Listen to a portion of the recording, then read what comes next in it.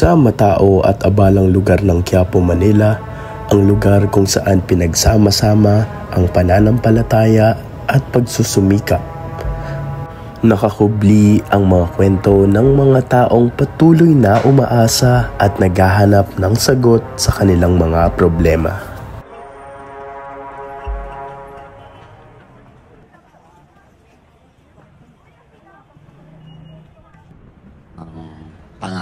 Buong pangalan ko, Marcelino Navarro. 72 years na po.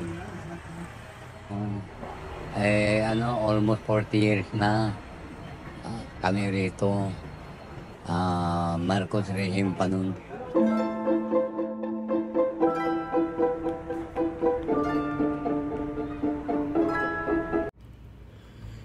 Walang araw na hindi naging abala ang lugar na ito dahil bukod sa narito ang simbahan ng Quiapo, ay napakarami ring establishmento ang makikita rito. Kaya't hindi na rin nakakapagtaka kung bakit sobrang dami ng tao ang nagpupunta rito. Dahil na rin sa samot-saring mga produkto na makikita at mabibili. Pero ito ang pinakapumukaw sa atensyon ko, ang herbal medicines. Nakilala ko si Marcelino Navarro. Nagtitinda siya ng iba't ibang klase ng halamang gamot.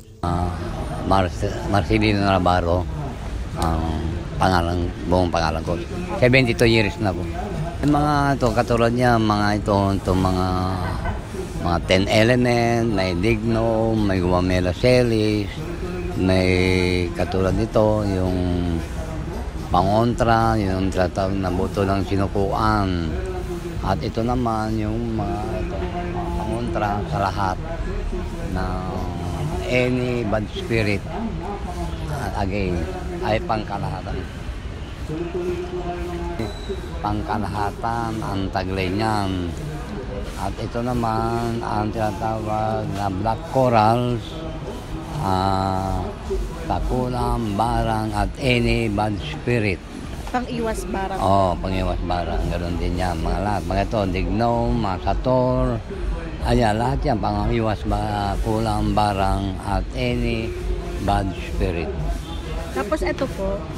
Ito naman yung tinatawag na bao na isang mata. Bao na walang mata. Tagabulag at ito ay pampaswerte rin. Ito tayo parang mga bala po. Itong mga balang ito ay pangontra rin sa lahat, including ang tinatawag na yung bati, usog, isinusuot lang yan ng mga bata o matanda. Itong mga kahoy po na ito naman ang tinatawag na sinukuang baging. Ano man ang galit ng tao sa iyo, ano man ang inggit, ay mawawala. Mapapasok mo sila, nasa bag mo lang ito, nasa bulsa mo. At ito naman yung tinatawag na cross sa bote na may tinatawag na dignom, white coral, at saka yung salindugo na ito, lalagyan mo na langis ito. Kapag may aswang o kaya any bad spirit, kukulo ang langis. Pag kumulo ang langis means may kalaban ka. Ito rin ipanggagamot mo sa iyo. Okay. Bali yung langis po na yan. Pwede yun, ipanggagamot mo yung langis nito. At ito naman, yung tawag na anti-rabies. Anti-rabies. Kagat ng aso, pusa, ahas. So para po, paano po yan ginagamit? Ilalagay lang po sa kung saan ang kagat, okay. Kung saan ang kagat, hugasan mo and then kikis-kis po yan. At sisig ka talaga dyan. Pwede po yan gamit yan. Pag nakuna yung rabies, malalaglag na siya. Ito po tayo, parang bato po. Hindi, ito, tawas ito. Tawas. Sa Bioderm, sa kilikili, Okay. sa ano. Ito lang ang ginagamit din sa mga kilikili, sa mga ano. Ito naman yung insento, kamangyan. Ito yung ginagamit sa simbahan. Tulad ng, Ayan po yung pinapausukan. Ilang pampausok sa any bad spirit. Itataboy niya lahat. Ito Ay- tayo nakaka-curious po. Ano po itong parang itlog po na yan? Ito naman, hindi, ito ay moonstone. Stone. Batong buhay. Lucky charm. Lucky charm po. Pampaswerte. May meaning po ba yung kada kulay po niya? Meron. Katulad dito, green sa pera. Pera po. May pera ito. Ito naman ay sa health. Health. Sa health. At ito naman ay pang kabuhayan. Okay, business. Business. Alright. Yes. Yung white po, Yung white ay gano'n na rin. Parang sa health din. sa health din po. Alright. Ano po yung mga may mata-mata po na yan tayo? Ito yung mga mata ito. Ito yung tinatawag na tres ticos. Ano po yun tayo? Matang baliktaran ay ito pangontra sa lahat. Pangotra po sa lahat. Parang ito din po. Parang gano'n din Opo. yung pangkala. Ito ang medalyon na kung tawagin ay tres ticos matang baliktaran. Okay. Ito pong mga kahoy-kahoy na po yan. Gamot po yan. Yan naman ay alingatong. Alingatong. Yun yung alingatong Okay po. sa kidney, diabetes, arthritis. Bali, iniinom po siya. pinapakuluan. Inilalagag. Ah, Pinagkuluan, then inumin mo yung tubig niya. Alright po.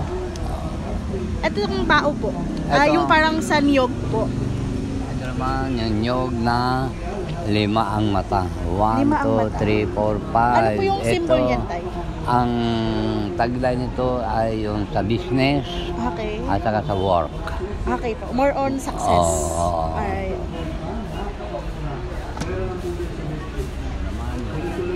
Batong omo, Ano po. kabal kung tawagin ito. Okay. Ang tinatawag na sa protection sa inyong katawan. Ay babad mo sa baso ito na may tubig. And then, yung pinagbabaran, inumin mo Okay po. para sa health din ito. Protection sa katawan. Bali, ito pong mga pula-pula po na parang ano, sa mga baby po halos yan, tama po. Ito, lubigan na laman ito. Ako. Sa kulang, barang, including usog, bati, at Ayan po animal yung mostly spirit. na sinusuot po sa Oo, bata. sa bata at Okay. matanda. Pwede Sa mga matanda. produkto nyo po dito tayo, ano po yung pinakamabenta po or pinakamabili? Ayun, 10. Ito po. Ay, Halos yung mga, lahat yan. yung 10 elements. Oh, Opo. 10 element. Ay. Saka yung katulad yung batong omo sa 10 element.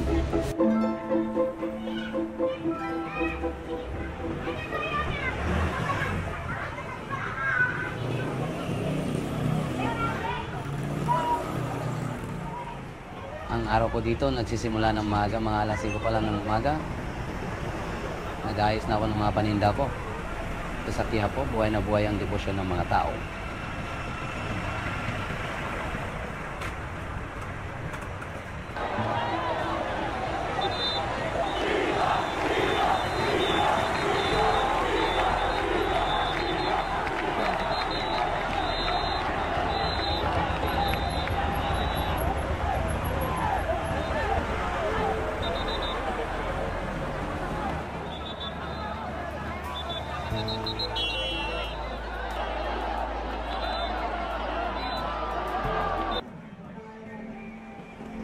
Lahat yan, pangangiwas ba, kulang barang at any bad spirit.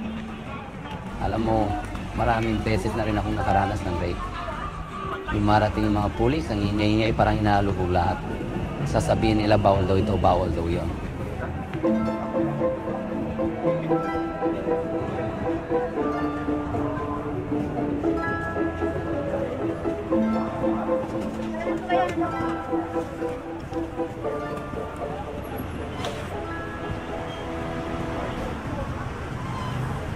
Pero anong magagawa namin?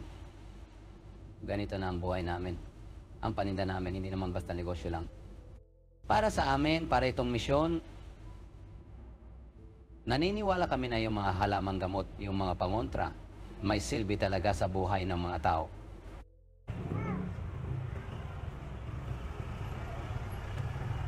Hindi naman lahat ng tao kaya magpunta sa ospital o bumili ng mamahaling gamot.